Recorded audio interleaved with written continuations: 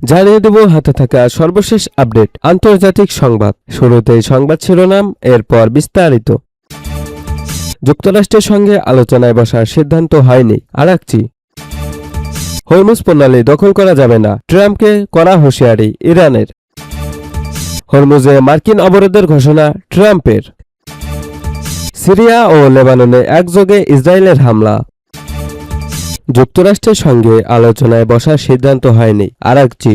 Iran এখনও যুক্তরাষ্ট্রের সঙ্গে নতুন করে আলোচনা শুরু করার সিদ্ধান্ত নেয়নি বলে জানিয়েছেন দেশটির পররাষ্ট্রমন্ত্রী আব্বাস আরাকচি। ইরানি সংবাদ মাধ্যম সাহারা নিউজকে দেওয়া এক সাক্ষাৎকারে তিনি কথা বলেন। সাক্ষাৎকারটি প্রকাশিত হয়েছে 15 আগস্ট। সাক্ষাৎকারে আরাকচি বলেন, কাতার ও পাকিস্তানের মাধ্যমে যুক্তরাষ্ট্রের সঙ্গে যে বার্তা আদান প্রদান হচ্ছে সেগুলোকে কোনোভাবেই আনুষ্ঠানিক আলোচনা বলা যায় না। তিনি জানান, ওমানের সঙ্গে ইরানের আলাদা আলোচনা চলছে। এর মূল বিষয় হলো হরমুজ প্রণালী দিয়ে জাহাজ চলাচলের জন্য একটি নৌপথ নির্ধারণ করা। আরাকচি আরও বলেন, হরমুজ দিয়ে জাহাজ চলাচল স্বাভাবিক করতে হলে যুক্তরাষ্ট্রকে ইরানের নির্ধারিত কিছু শর্ত পূরণ করতে হবে। এদিকে শুক্রবার 14 আগস্ট মার্কিন প্রেসিডেন্ট ডোনাল্ড ট্রাম্প দাবি করেন ইরান চরমভাবে পরাজিত হচ্ছে।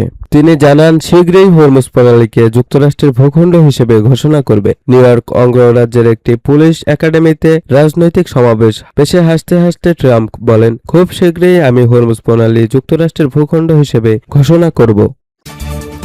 হরমুজ প্রণালী দখল করা যাবে না, ট্রাম্পকে কড়া হুঁশিয়ারি ইরানের। ইরানের উপপররাষ্ট্রমন্ত্রী কাজেম গারাবাদি বলেছেন, তেহরানের নির্দেশ ছাড়া হরমুজ প্রণালী বন্ধ বা পুনরায় খুলে দেওয়া সম্ভব নয়। একই সঙ্গে মার্কিন প্রেসিডেন্ট ডোনাল্ড ট্রাম্পের হরমুজ প্রণালীকে যুক্তরাষ্ট্রের ভূখণ্ড হিসেবে ঘোষণা করার মন্তব্য প্রত্যাখ্যান করেছেন তিনি। নিউ ইয়র্কের গার্ডেন সিটিতে এক নির্বাচনী প্রচার সমাবেশে ট্রাম্প বলেন, ইরানের পরাজয়ের পর খুব শীঘ্রই হরমুজ প্রণালীকে যুক্তরাষ্ট্রের ভূখণ্ড ঘোষণা করবেন তিনি। এর জবাবে সামাজিক যোগাযোগ মাধ্যম এক্সে গারাবাদি বলেন, টুইট করে বিমানবাহী রণতরী পাঠিয়ে কোনো আদেশ জারি করে কিংবা নির্বাচনী বিরোধিতার মাধ্যমে হরমুজ প্রণালী দখল করা যাবে না। তিনি আরও বলেন, ইরান হুমকি কিংবা শক্তির প্রদর্শনকে ভয় পায় না। অন্য এক পোস্টে ইরানের এই উপপররাষ্ট্রমন্ত্রী, হরমুজ ইরানের ছিল, ইরানের আছে এবং ইরানেরই থাকবে। ওয়াশিংটন তাদের কৌশলগত ও বড় ধরনের পরাজয় মেনে না নেওয়া পর্যন্ত হরমুজ প্রণালীতে অবরোধ অব্যাহত রাখার হুঁশিয়ারি দেন তিনি। ইরান ও যুক্তরাষ্ট্র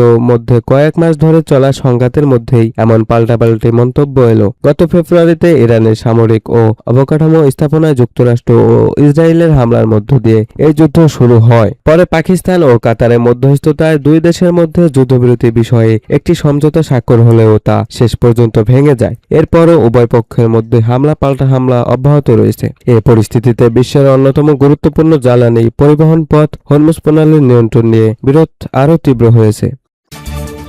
হরমুজে মার্কিন অবরোধের ঘোষণা ট্রাম্পের। ইরানের বিরুদ্ধে যুদ্ধ শেষ করার পর হরমুজ প্রণালীকে যুক্তরাষ্ট্রের একটি ভূখণ্ড হিসেবে ঘোষণা করার পরিকল্পনা করছেন দেশটির প্রেসিডেন্ট ডোনাল্ড ট্রাম্প। সেই সঙ্গে তিনি দাবি করেছেন, যুক্তরাষ্ট্রের অনুমতি ছাড়া কোনো জাহাজ সেখানে চলাচল করতে পারছে না। নিউ ইয়র্কের লং আইল্যান্ডে আইন শৃঙ্খলা বাহিনীর কর্মকর্তাদের উদ্দেশ্যে বক্তব্য দেওয়ার সময় একথা বলেন তিনি। শনিবার 15 আগস্ট এক প্রতিবেদনে এ তথ্য জানিয়েছে মার্কিন সংবাদ মাধ্যম এনবিসি নিউজ। ট্রাম্প বলেন, ইরান এখন চরমভাবে পরাজিত হচ্ছে। তিনি এও দাবি করেন, হরমুজ প্রণালীতে যুক্তরাষ্ট্রের অবরোধ রয়েছে এবং যুক্তরাষ্ট্রের অনুমতি ছাড়া কোনো জাহাজ সেখানে চলাচল করতে পারছে না। ইরানের বিরুদ্ধে যুক্তরাষ্ট্রের সামরিক অভিযান শুরুর আগে হরমুজ প্রণালী ছিল বিশ্বের অন্যতম গুরুত্বপূর্ণ জ্বালানি পরিবহন পথ। বিশেষ করে তেলবাহী জাহাজ চলাচলের জন্য এটি অত্যন্ত গুরুত্বপূর্ণ। তবে যুদ্ধ শুরুর পর প্রণালীটি দিয়ে জাহাজ চলাচল প্রায় বন্ধের পর্যায়ে নেমে এসেছে। হরমুজ প্রণালী দিয়ে জাহাজ চলাচলের বিষয়টি বর্তমানে যুক্তরাষ্ট্র ও ইরানের শান্তি আলোচনার অন্যতম গুরুত্বপূর্ণ ইস্যু হয়ে উঠেছে।